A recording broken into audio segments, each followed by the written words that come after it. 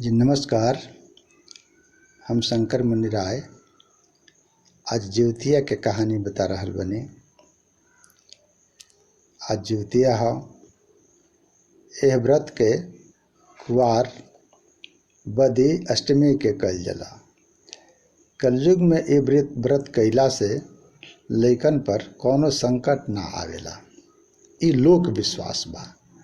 महतारी के सामने बेटा ना मरेला। देह जांगर से उ बनल रहेला आ ओकर अर्दवाय बढ़ल रहेला। कुछ समय मृत्यु ना होखे। मेहरारून के ए व्रत बड़ा कठिन मानल जाला। एकरा के खर जिउतिया कहल गइल बा। सब केहू जब केहू भारी संकट से बच जाला त कहल जाला कि इनकर माई खर जिउतिया कइले हुई हैं। ए व्रत महतारिन के ह। भूखल महतारी लोग सांझ के जब नहाए खातिर जाला तो बनौर बिखेरत जाला। आई कहेला कि हे बनौर, तो भगवान जी से कही है कि फलाना के माई आज खर जिउतिया कइले बाड़ी। लोक विश्वास बा कि इनकर संदेश भगवान जी तक पहुँच जाला। जिउतिया के बारे में प्रथा बा कि नहैला धोला के बाद में सांझ के दिन समय मेहरारू लोग सामूहिक रूप से कथा सुनेला और कम से कम 2 गो कहानी जरूर सुनने के चाहिए। हमरा याद बा बचपन में परदादी आंगन में बैठत रही आ पड़ोस के सब महिला लोग एकत्र हो जात रही और कहानी अपन टूटल फूटल भाषा में सुनावत रही। कहानी हमरा याद बा। अब ओकरा के हम थोड़ा सा संशोधित करके आज कहानी हमरवा सबके सुना रहल बानी। संसार के भलाई खातिर जंगल के मुनि लोग एक बेर सूत जी से पूछल कि ए महाराज, भयंकर कली काल में लड़का के अर्दवाय बढ़ावे खातिर कोनो उपाय बताई। तो सूत जी कहलन कि सुना लोग, द्वापर बितला के बाद कलयुग आइल। अब महतारी के आगा जब बेटा मरे लगले सा तब मेहरारू लोग घबरा गइली जा। वही समय गौतम जी आ गइलन आ लइकन के उम्र बढ़ावे खातिर कौनो व्रत चाहे तप करे के बारे में औरत लोग उनका से पूछे लगली जा। तो गौतम जी कहनी कि सुना लोग, ई व्रत महाभारत काल में भइल बा। द्रौपदी जी अपना बेटन के मरला के बाद बड़ा दुखी रही। अश्वत्थामा पांडवन के लड़कन के मार दिल रहलन। तो द्रौपदी जी धम जी के यहाँ गईनी आ लड़कन के ढेर दिन जियावे खातिर के उपाय पूछे लगनी। तो धम जी कहलन कि सुनी, सतयुग में साँच बोले वाला, सच्चाई से अपना काम करे वाला आ सबके एक नज़र से देखे वाला दया के अवतार एगो राजा रहन, जीवितवाहन जी। यही जीवितवाहन जी के नाम पर जिउतिया व्रत के नाम पड़ल बा। वो कुलवंशी रहन, रघुकुल के रहन। तो एक बेर वो अपना ससुरारी गइलन आ अपना मेहरारू के संगे वो जे रहे लगलन। वह गांव में एक दिन आधा रात के एगो बुढ़िया अपना जवान बेटा के मरला पर रोत बिलखत सुनाइल पड़ल। ओकर रोवाई सुन के राजा ओकरा घरे गइलन आ पूछलन कि बूढ़ी माई, का कष्ट बा, रुआ काहे रोतनी अपना बिलख के एह रात में। बूढ़ी बतौली कि देखी, गरुण जी रोज केहू न केहू के बेटा के खा जालन। आज हमरा बेटा के बारी रहल ह, आज ओकरा के खा गइलन। हम निसंतान हो गइनी। ऐसे बड़ा दुख हमरा दुनिया में और कुछ नहीं, ऐसे हम रोतनी। तो राजा बुढ़िया के दुख सुन के बड़ा दुखी भइलन और ओकरा के संतोष दिहलन आ कहलन कि धीरज धरा, हम तारा बेटा के जियावे के उपाय सोचतानी करतानी। राजा एकदम निडर रहन। एक बाद वो सीधे गरुण जी के यहाँ गइलन, जहाँ केहू डर से जात ना रहे। गरुण जी जब राजा के देखलन भूखाइल रहले रहन, अपन रोज के आहार समझ करके उनका के खाए शुरू कर दिहला। जब राजा के बामा अलंग खा चुकलन गरुण जी, तो राजा अपने से अपन दहिना अलंग उनका ओरे कर दिहला। ई देख करके गरुण जी के बड़ा अचरज भइल कि ऐसन के जीव आ गई कि स्वेच्छा से अपना मन से अपना शरीर खाए के देता। फिर वो खाइल बंद कर दिलन। पूछलन कि रउआ के हैं महाराज, कौना जोनी के हैं? आदमी तो नहीं बुझात, कुल खानदान बताई। राजा कहलन कि हे पक्षी राज, रउआ भोजन करी, तृप्त हुई। नाव गांव पूछला से का मतलब, रवा खाना खाई, भोजन करी। गरुण जी के भोजन ढूकता, वो तो और ही जाने खातिर के अगुता गेलन, चिंतित भइलन कि के है भाई। तब राजा कहलन कि सुनी, हम सूर्यवंशी राजा जिमुत वाहन हैं। हमारे माता जी का नाम सव्या और पिताजी के शालिवाहन है। राजा के दयालुता पर गरुण जी खुश हो गए। कहलन कि हे राजा, रउआ कोनो वरदान मांगी, हम रउआ से बड़ा खुश बानी। तो राजा कहलन कि बस यह वरदान दी कि रउआ आज से जतना लइकन के मांस खैले बानी सब केहू के जिया दी, आ मांस खाइल बंद करी। जितना लोग के रउआ खैले बानी उनके के जिया दी, जीवित हो जाए। रउआ से हमार यह विनती बा। इहो आशीर्वाद दें कि जे केहू भी अकाल मृत्यु ना हुए। गरुण जी कहलन कि जा, हम यह वरदान देता नहीं, सब लोग जी जाइए। एक बाद में उपाय बतौलन। राजा के नागलोक भेजलन, कहलन कि जा तू जैसे अमृत लेकर के आओ। राजा नागलोक में गइलन, वहाँ से अमृत लेकर के अइलन। अमृत के साफ मुर्दा के ऊपर छिड़क दिहलन, और ओकरा से सब लोग जितना लोग मरल रहे सब लोग जीवित हो गए, जी गए। जे भी मरल रहे स्वस्थ हो गए। आ राजा के जितना देह खैले रहन गरुण जी, ये भी सब खत्म हो गई, ये पहलहू से ज़्यादा स्वस्थ हो गए। गरुण जी फिर कहलन कि रउआ एगो और वर मांगी, दूसरे को वर हम रउआ के देता नहीं। आ देखी, ये वरदान देता नहीं कि आज कुआर माह के अन्हार के अष्टमी है।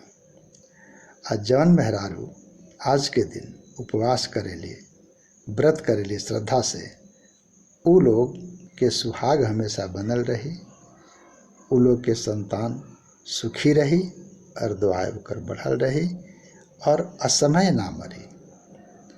नवमी के दिन ये लोग के पारण करे के चाहिए। आ एक बात और ध्यान रखी कि पारण में कबो बासी फल ना खाए के चाहिए। बासी खाना से व्रत नहीं तोड़े के। ये वरदान दिला के बाद गरुण जी बैकुंठ चल गए। आ राजा अपना रानी के संगे अपना गाँव चल गए। मुनि के यह बात के द्रौपदी पर बड़ा असर पड़ल। वो अपना द्रौपदी पर बड़ा असर पड़ल। वो और ही मेहरारून के संगे मिला करके ये ज्योतिया व्रत करे शुरू कर दिहली। गौतम जी आगे कहनी कि हे महात्म सुनी, एगो चिल्होर ओकर सियारिन व्रत कैले रही से निकला के। जब ये कहानी सुनावत रही तब पेड़ पर बैठल एगो चील रहे, कहानी सुनत रहे। ओकर इच्छा भइल कि अपना सहेली के साथ, सखी के साथ ये व्रत करो। तो पीपर के डाढ़ पर बैठ करके चिल्होर खुणारा में बैठल रहे, सब कहानी सुनलस। चिल्होरिया एगो ब्राह्मण के कथा जब सुन लेलस तो अपना सियारिन से कहलस कि चलो हमनियों के ई कैल जा व्रत। सुन उसी ब्रिज के बात है, कैली सन तो दोनों व्रत, लेकिन सियारिन खर ज्योतिया ना कैली, उनका भूख लग गई। आ रात में स्मशान चल गईली, मुर्दा खैली। ला करके जब मुर्दा खात रही, ऊपर बैठल कुम्हारा में से चिल्होर पूछलस कि ई का आवाज आवता। कहलस चिल्हिया कि अरे कुछ हो ना, खात नहीं खी, भूखे प्यासल बानी, पड़री के हमरा हाड़ बाजता, पलई के हाड़ बाजता। एक बाद में कुछ दिन के बाद दोनों लोग जब मर गए तो दूसरा जन्म में दोनों लोग एगो धनी व्यापारी के घरे ओकरा बेटी के रूप में जन्म लिहल। सियारिन बड़ बहन आ चिल्होर छोट बहन के रूप में जन्म लिहली। कहीं कहीं इहो कहल गई बा कि ये लोग राजा के घर में जन्म लिहली। पिछला जन्म के पाप के कारण रानी के जतना लड़का हो खसन वो कुल मर जात रहसन, क्योंकि उनकर खर जीवतिया ना रहे। आ दूसरा जन रही चिल्हो, उनकर संतान जीवित रहत रहसन। उनका 8 गो लड़का रहसन।